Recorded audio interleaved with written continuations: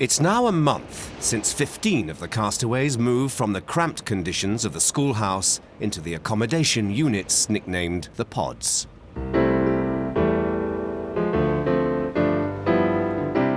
Since then, they've all been trying to make their rooms their own. I was torn between making it either a beautiful, luxurious pad just for me, or a bit of a pub. And it's got to be pub every time, hasn't it, really? Materials have had to be begged, borrowed, or just plain stolen. You see, we didn't know whether Roger was coming, so we pinched all his stuff. You'll have to buy him all new furniture. I haven't scavenged anything. Come and have a look at my room if you want. And this is the room, the green room. Something for you to stand on if you don't want to take your boots off. The schoolhouse is still not being used for education because of leaks in one corner, so the 8 children on the island are being taught in the farmhouse. What's going to be the body? Yeah, what's going to be the body? Yeah, that's going to be the head, okay, right. It's become a major issue for the parents. It's been very difficult for us coping with the schoolhouse situation not being ready. And we're trying to teach the children in quite cramped conditions. For us, the schoolhouse is absolutely essential. I feel that if the kids aren't being given their own space and really quality time with adults, I think it's just unfair, and I think it will affect the whole community if the kids aren't happy. A community meeting is called to discuss action. A lot of people here have an interest in that schoolhouse and getting in there. We can't do anything creative. We can do the 3 R's moderately well in the Mackay House. We can't teach our children adequately in the Mackay House. Not only the parents, other people want that schoolhouse done. And we're 2 months, 1/6 of the way through this project. What I see with some people here is that total lack of taking that responsibility for things that are occurring. Instead, they want to blame all the time. Frankly, if this had been me in charge, an architect who tries 3, 4, 5, 6, 7 different cures and fails is an architect out of a job. Oh, it's just exhausting, you know. If something's not going right, I will try and fix it, or I will enlist help to try and fix it. Here, if something's not going right, you blame someone else. If I was, in my profession, asked that many times to cure someone, the patient would have gone elsewhere months ago, weeks ago. You know, it's not a way of dealing with a professional. In fairness, Roger, some have spent a lot of time with Andy over a long time on the advance party and subsequently. And I think over just that one issue, to actually sack the architect would be just ridiculous. The architect in charge of the whole project, Andy McAvoy, has been called over to the island to hear the castaways' complaints. It is now February, the end of February. It's, what, 1st of March, 2nd of March? Half term has started on the mainland, and the children haven't been in this building once. Well, I think you have to assess the relative priorities across the site. You've been finishing your own accommodation. There have been a number of other building projects. A number of the castaways have actually been involved in improving that situation, and since I was here last week, it's dramatically better. You can see it at the moment. I mean, last week it was covering water, so there are measures. That's a weather thing, that is. I mean, if we were in the same weather we were last week, that would still be covered in water. But it was raining last night, Colin. Yeah, but not to the degree that we've been having. It's a mixture of the two, Andy, the rain and the wind. When there are heavy winds and rain, it's the wind driving the rain in. I can't really see why we can't just put all the kids' stuff in there and just leave the offending area out of the equation for now and get on with the rest of the school. I mean, it's perfectly fine. 15 of us lived in it for over a month, so I can't quite see why it can't be used myself. What sort of boils down to is if the problem persists, then will you acknowledge that it isn't just a old building problem? No. That it might actually initially be maybe it wasn't quite thought out properly in the first place. No, I won't acknowledge that, because the remit for the project was to make this building wind and watertight and fit for purpose. The purpose was temporary occupation for 1 year. And the measures that have been taken in this building far outweigh the original brief. The amount of moaning I've heard about it, I mean, if people put the amount of effort into getting things done instead of moaning, then we would just be zooming along, getting so much done, it would be unbelievable. I would say the sooner those fires get lit, the floor covering goes down, then that will make a big difference, because dampness just hangs about in the air and it gives people a feeling as soon as they walk into a room of discomfort. And that needs alleviated, even if someone comes down for the next few days and starts lighting the fire. I think that it's quite hard for a lot of the people on the site at the moment to focus on the potential joy in this place. The remit for the project was survival for 1 year. I think we've done an awful lot better than that to address fundamental questions that some of the locals have over why put so much energy into something that only lasts a year. We've all faced up to that and tried to make as good an effort to make the buildings have some longevity. I think we're gradually going to inch our way into the schoolhouse. We've made a decision now about the flooring. We're going to lay the rush matting. I don't know whether it's called rush matting, it's some prickly stuff that looks like doormat material. And we're going to lay some lino on top. But once we're into the schoolhouse, I'm hoping that things will improve dramatically. 2 months in, and other aspects of the community are also being organised. Work on the hydroelectric scheme is underway. The windbreaks around the growing areas are being put up, and fencing to keep the animals in is almost complete. Some of the work is turning out to be harder than anyone could have imagined.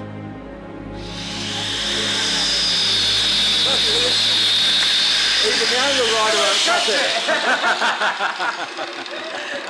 What's that, Peter? I said even the angle grinder won't touch it. We better get the metal tip blade, I think, rather than the stone cutter. There's nothing nice like coming down for a nice fresh loaf of mush. Say something here. Oh no, it's really nice. You're Is it yours? bloody lucky to have any bread at all. No, it's really nice. It's really nice. I'm really. We can use it as a fire brick in our new stoves. It's not only the quality of the food that's a concern, but the quantity. The other day it became apparent that we might be running low on food, and people began to panic. I think the last delivery was about 10 days ago, so starting to run a little bit low, which is what I thought of, always assumed was going to happen and was all part of this project, that we were going to run low on certain things. So it doesn't actually bother me that much. I think it's really exciting. A boat is meant to arrive every fortnight to deliver supplies and take the Castaway's next order back to the mainland. But if the weather's bad, the boat can't get across. Food has become an issue on the island.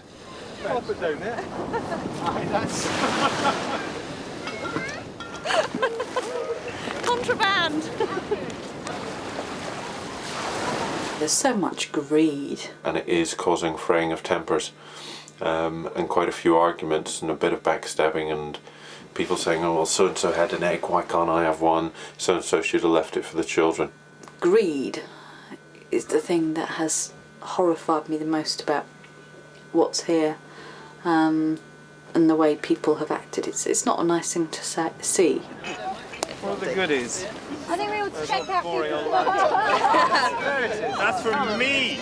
That is Irish whiskey. Of a weekend, it's a free-for-all. And you've never seen that like it in your life. You think they'd never been fed before. Chocolate! Right, I'll see you all later,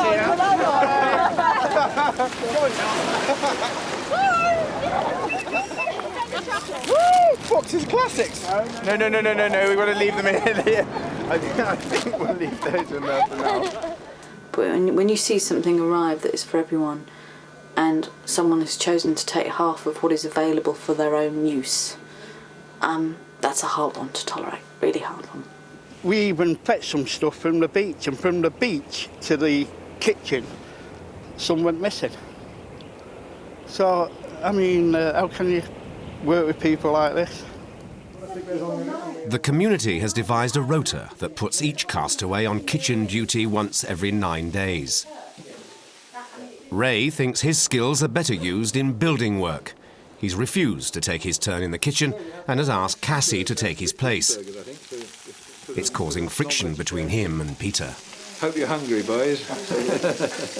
See you later. We've had a couple of control freaks, what I call them, you know, wanting to run the show, and they're trying to run it like, you're back at school, you know, putting silly notices up and all this. Well, adults won't stand for that. Well, I won't, for a start. And especially when you get somebody like telling you to do something what's not got a clue. We had a team of 4 of us, me, Hilary, Sheila and Ray, and then Ray announced yesterday that he wasn't going to do it and Cassie was going to do it instead. There's quite a lot of feeling that everybody should have an equal equal share of the kitchen rota, because it's quite an onerous one. It goes on for 12 hours, lots and lots of washing up. And I just felt, well, I just don't think it's fair. And so it upset me a bit. Peter's one of these guys what wants to have his finger in every pie, and because somebody says something to him, he jumps down the throat.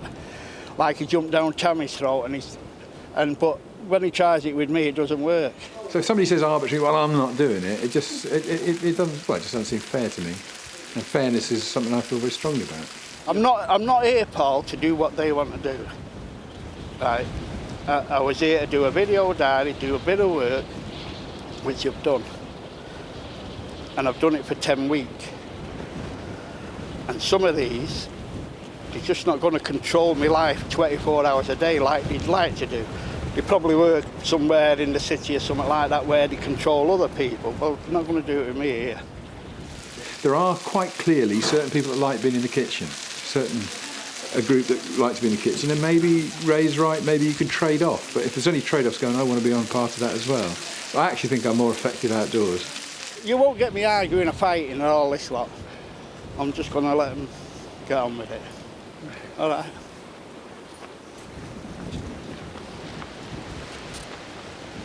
Well, 6 weeks ago, 4 male castaways made a gentleman's agreement not to shave until the summer.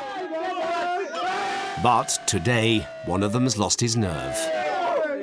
the situation is the beard competition or holding out on the beards. And what's the problem, Toe?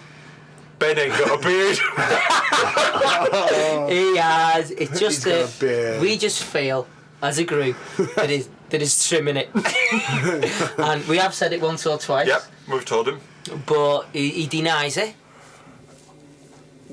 Firstly, it's really uncomfortable, and it itches a lot. So what are we going to do? What's the consensus? Secondly, I hate it. So I'm afraid we might have to not call the bet off, but maybe bring it forward and shave it all. Could do. Could do. Thirdly, I was drunk when I made the bet in the first place. It wasn't a bet, it was a gentleman's agreement. I think haircuts and everything. Haircuts, the full shaves, manicures. You could say that, how could I possibly go back on a gentleman's agreement? But then again, we did all decide between us that we would do it on March the 1st. Not all of us. What absolute rubbish. But me and... That's true. Absolute rubbish. What's this? The beard competition 2000. I bottled this on Taransay. This is Ben breaking his word of honour. We toasted together.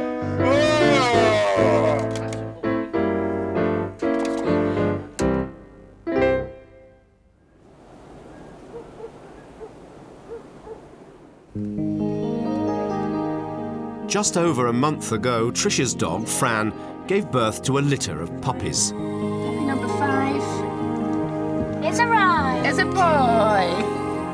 And he's alive and kicking. Come on, Inca. This means there are now 10 dogs on the island.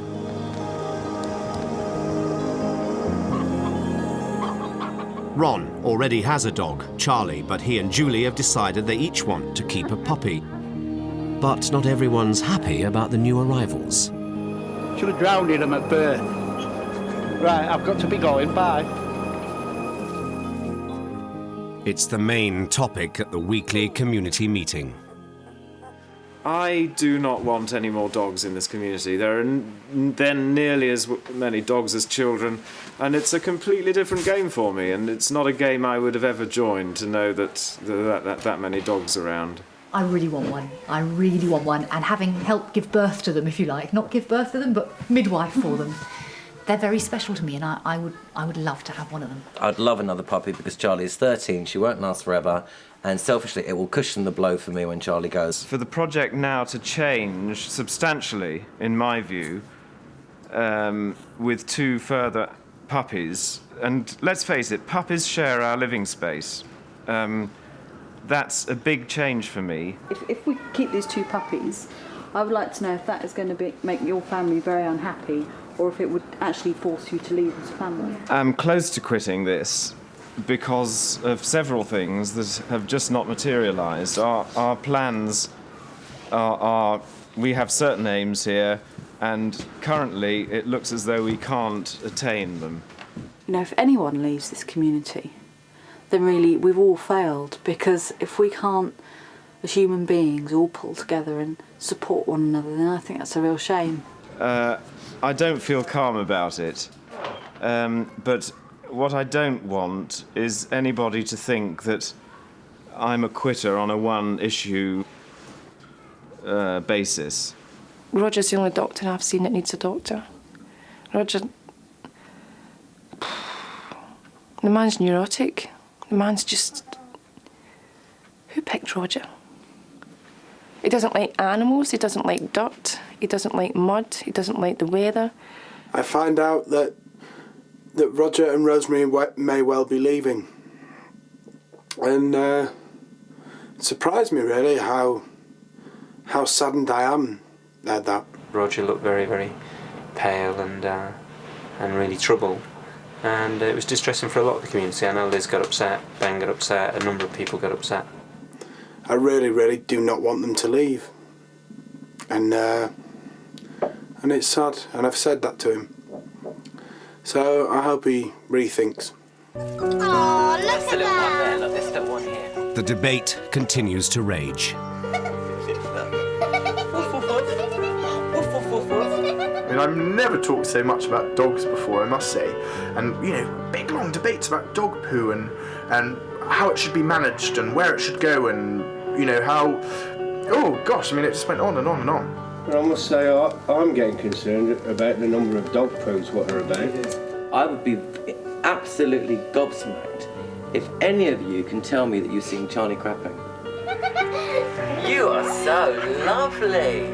The puppies become an obsession for all the castaways. We made rules about dogs, and we're sticking by them. And we don't want too many dogs here. Another meeting is called to make a final decision about the puppies' future. If 2 further puppies stay and I never see them, then I've got absolutely no objection, and I never tread in a poo, and my sons don't get toxicara, and and they don't leap up at me when I'm trying to eat. Then I've not got a problem. You know, you can have your puppies without any issue from me. After all the discussion, Ron decides to withdraw his request for a puppy. I'd rather get another dog when I go home. Do the vote to keep 1 puppy. I just don't want to discuss it anymore. I don't want to think about it anymore. You'll be hurt later on, then. Sheila, thank you. Honestly, I'd just rather leave it. Toby, count the votes. Okay, so I guess, Jules, congratulations. Well... You get to keep a pup. You're a mother! You're a mother! Thank you very much. The outcome is we're having 1 puppy, and I think the others are going to be going. So that's that debacle over and done with. Whoa! Oh, you did that well.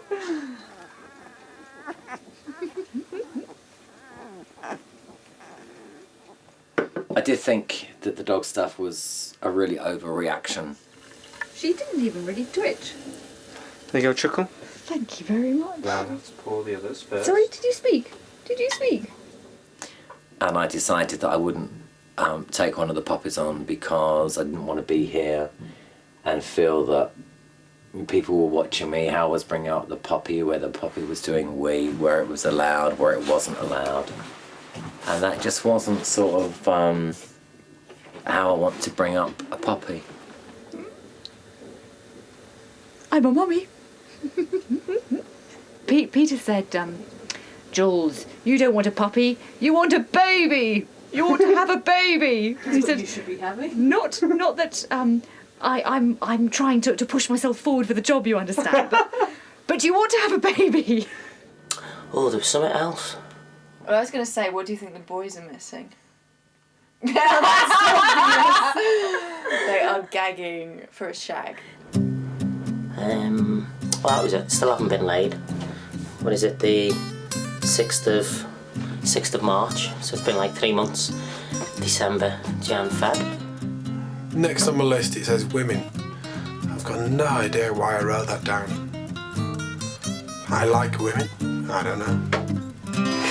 Would I snog Toby? A little bit of candlelight, a few beers. I think if he had a shave. Yes, that beard. Had a beard off. And a shower. Do you know, I Nice think muscles. No, if he had his beard off, do you think, yeah, I think I might. Ooh. Ben, how you doing with no flippy floppy on the island?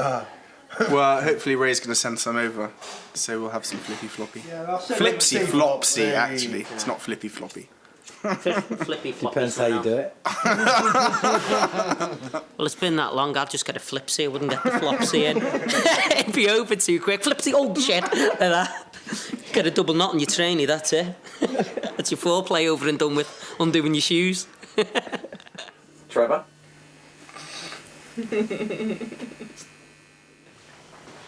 Ben, when was the last time?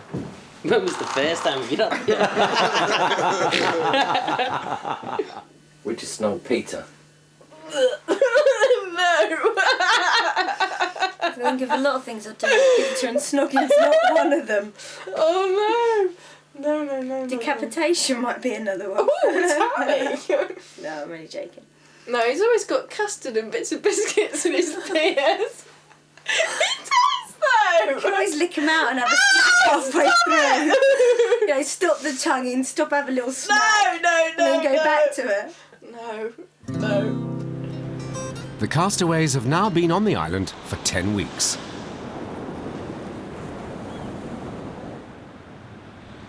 Yeah, it's a very, very sad day in paradise because Ray has decided to leave. Nobody wants him to go, but he's absolutely made his mind up, it seems to me. There's no sense, certainly not in my head, that we could change his mind. Ray's locked himself in his room and is refusing to come out. No one knows why he wants to leave.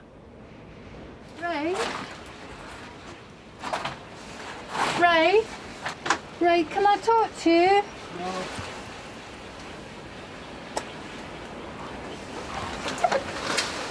I went fishing with him on Sunday and everything seemed to be fine. And this has come like a bolt out of the blue. This is the last thing I expected to hear, that he wants to leave. I don't know what the reason is, but it must be something. If Ray wants to leave, it has to be something that really, big is bothering him. He wants to be on his own at the moment, sort some things out, and then he says tomorrow he will talk to people. Can I come in, love? Look, go away, Jill. What's the deal with you? We just don't want you to go, sweetheart.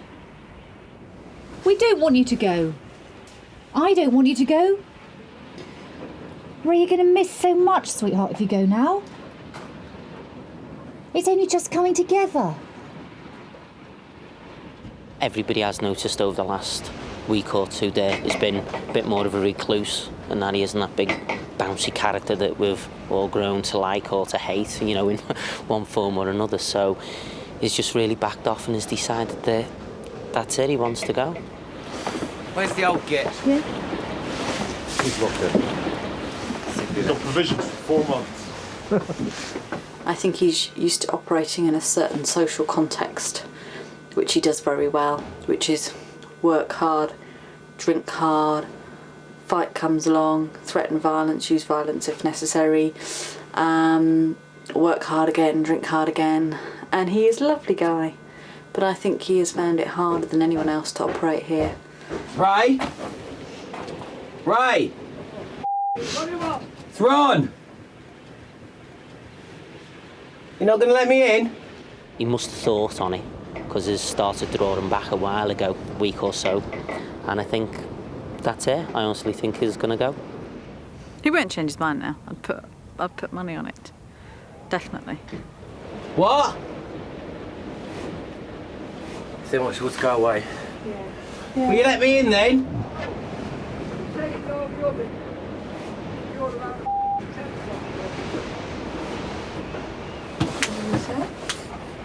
So much short, all of us to go away.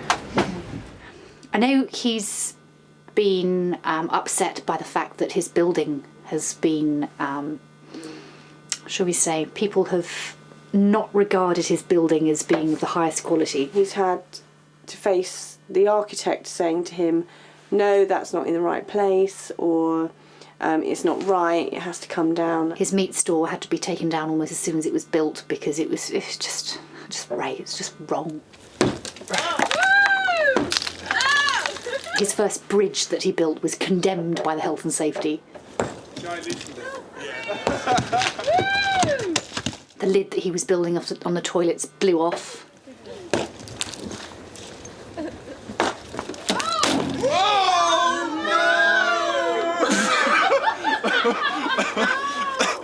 And this has happened time and time again, so that every time Ray has got on and done something, with very few exceptions, basically his work's been rubbished at the end of it.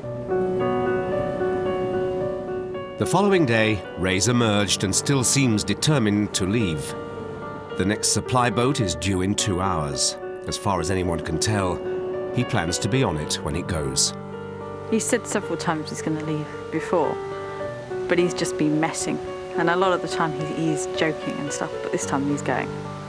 I believe that.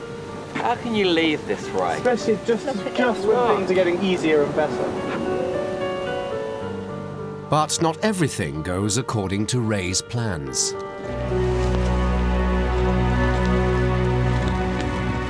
Now listen, I'm going to put the phone down in a minute. I don't know, I just feel there's something wrong. I don't know if there's something wrong. Hang on, keep out of it.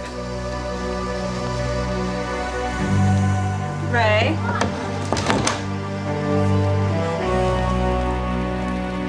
I said I'm not a part of the project, so put the camera down.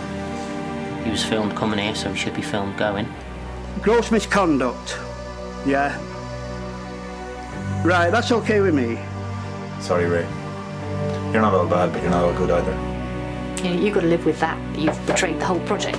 Find out tomorrow night what really happened.